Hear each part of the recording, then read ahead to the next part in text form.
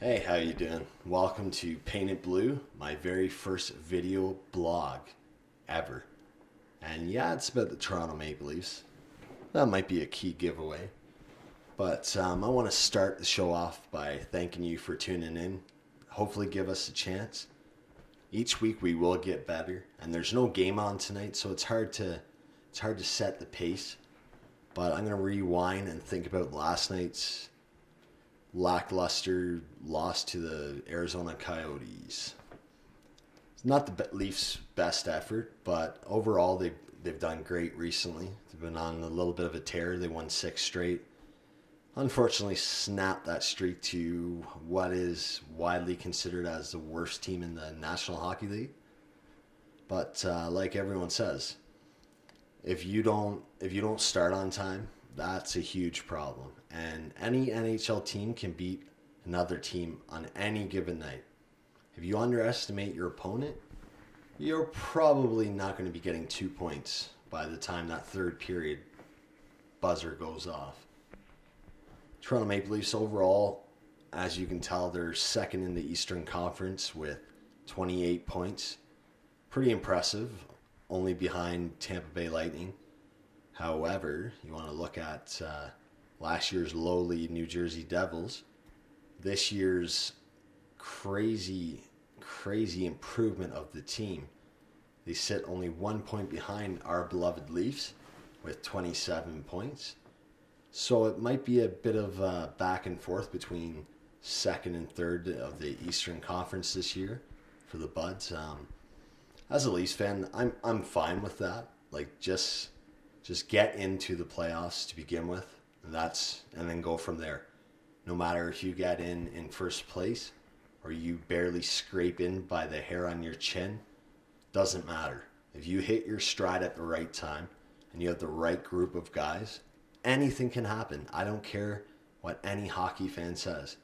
A stacked team like Pittsburgh Penguins, or, well, maybe not the Arizona Coyotes this year, but they have a lot of talent and they have a lot of speed, as the Toronto Maple Leafs saw last night, and they were definitely not prepared for losing 4-1. But let's take a look at that terrible play.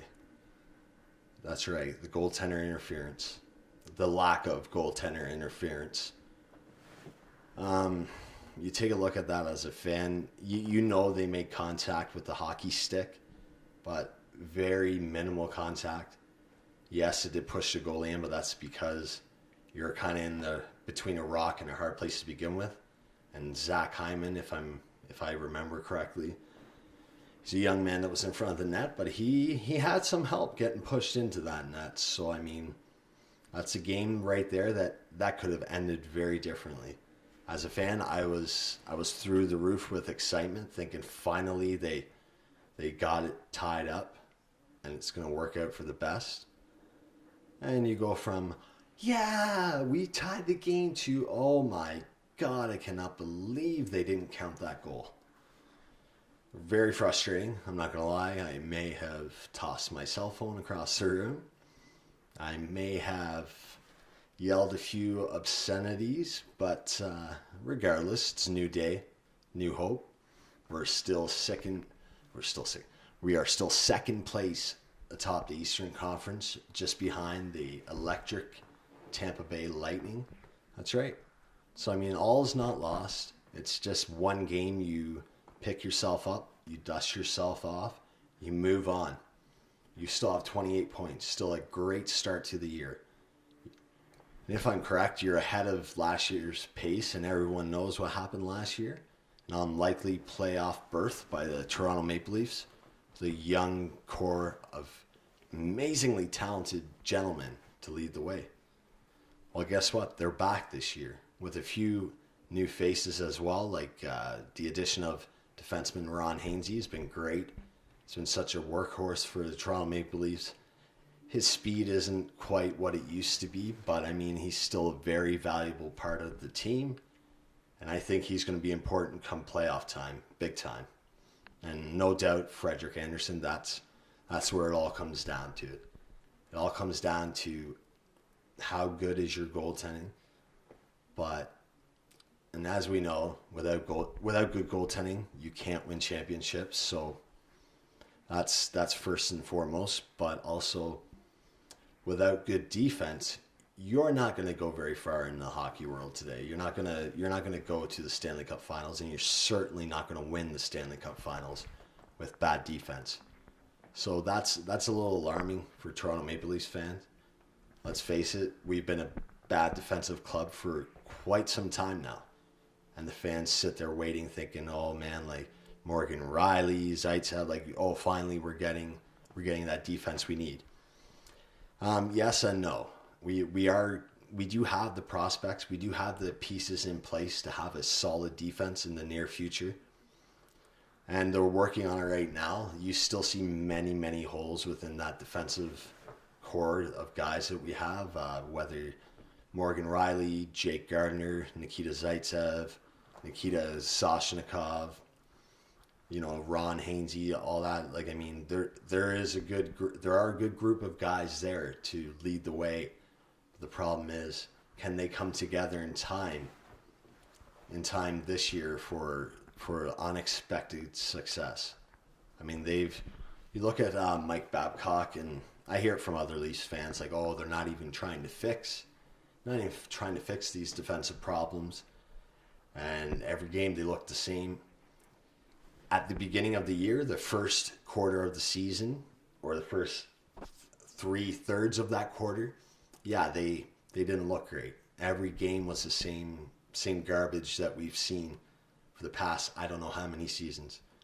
But lately, besides last night's loss to the Arizona Coyotes, they are getting better. They are definitely tightening up defensively, but the problem all starts in their own end.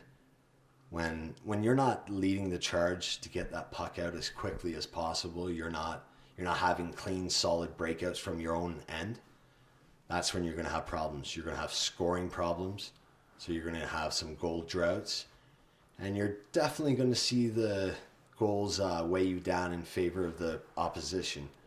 Frederik Andersen, we know he's done a great job. His October started off a little rough, just like last season, but he's started to pick that up, and he's been fantastic for the month of November.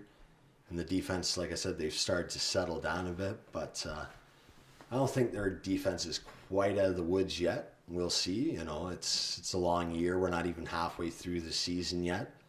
So, I mean, I'm pretty impressed with what I've seen and the improvement I've seen even within the past 2.5, 3 weeks worth of games for the defense, especially the last 4 or 5 games, excluding the Arizona Coyotes loss. Defense has been pretty good. Been a little less turnovers, working together better. Everybody's been trying to do their part. But like I said, they need better breakouts out of their own end. They need a clean breakout. They need a solid plan when they're coming out of that blue line. Not, oh, we'll get the puck, we'll skate around in our own end, we'll dipsy doodle, and the puck is in our net. What did we do wrong? Well, you're in your own end. It's not time to play fancy. It's time to get that puck out as quickly as possible. As quickly as possible. Not a Gardner where you're skating around, you're playing shinny. No, you're not. You're getting paid $1 million plus or upwards of $3 or $4 million, and you should be more urgent with the puck. You're in your own end, and I understand you don't want to panic, but that's exactly what happens. You slow it down too much, you take too much time, you're kind of nonchalant in your own end, and before you know it, you have the puck given up, and either Freddie's having to bail you out, or Freddie's going to get pissed off for the puck going in your net. Either way, fix it. Have clean breakouts out of your defensive zone. You're going to solve a lot of problems if you can get that puck out of your zone quicker, cleaner, but make sure you get it out to your own player. Don't chip it out and give it away and start all over again. Get it to someone that can get it deep into the offensive zone, and you can start a cycle. Many things can happen, but if you're not getting at your own end and you're spending far too long in that end, chasing the puck and chasing your opponent, more often than not, you're not going to win that game. So come on, Leafs, get your together. We can do it, with any luck, with lots of hard work and dedication. And we've seen how great this Toronto Maple Leafs team can be. We've seen fantastic games. And yeah, I'm not so much talking about 6-0 trumping of the Montreal Canadiens. Don't get me wrong, it was fantastic to see them kill that team like that. But that's a team that's down and out. And if you can't beat them right now, you need to ask yourself some hard questions. The Arizona Coyotes, yeah, another team you shouldn't lose to, but they were riding a little bit of a high. They won a couple games straight, a comeback hockey for the young Coyotes, and the Leafs just didn't take advantage of a vulnerable team, and they just added to the team's recent success. And well, let's learn from it. Back to the drawing board, and learn how to respect your opponents, no matter who they are, no matter what standing that team has, first, second, 29th, 30th, wherever that team sits in the league, you should treat them like they're number one, like they're going to give you the hardest fight you've had all season. If you do that on a consistent basis, you're going to have a good chance and a good recipe for success all season long. But I know I feel it's a little boring. This episode's not the best work, I'm sure, but I'm going to work on it and get better and come up with a better plan going forward for episode 2. Should be a lot better. And from now on, I'm going to try to have these episodes aired on game night. So be it I'm pissed off or I'm overly ecstatic, whichever, it'll make for a better episode. I promise you. Come back for more. And we're going to get better. We're going to get through this. I can kind of see you guys falling asleep right now trying to watch this. But, it's hard. I'm a college student. I'm getting there. I will get a lot better. I will get more interesting. I will get a little crazy, but it's all for a good cause. We want the Toronto Maple Leafs to get back to the Stanley Cup Finals. And hey, who knows? Maybe if they get back, they'll win it again. They haven't been back to the Stanley Cup Finals since 1967. And I think as a Leafs fan, we all know how that ended. And we all know there was not quite a large parade in Toronto that year. Knowing it would be 50 years later and still no Stanley Cup, the entire country should have been at that parade. The streets should have been jam-packed. Millions upon millions of people, as many as you could fit in the core of downtown Toronto. But hey, we know if they're going to win very soon, the city, the province of Ontario, the majority of Canada, it's going to go nuts. It's going to be very loud. We want to get our grips on that Stanley Cup, and most of all, we want to paint it blue. Join me for next week's episode. It's going to be a good one. We'll see you later.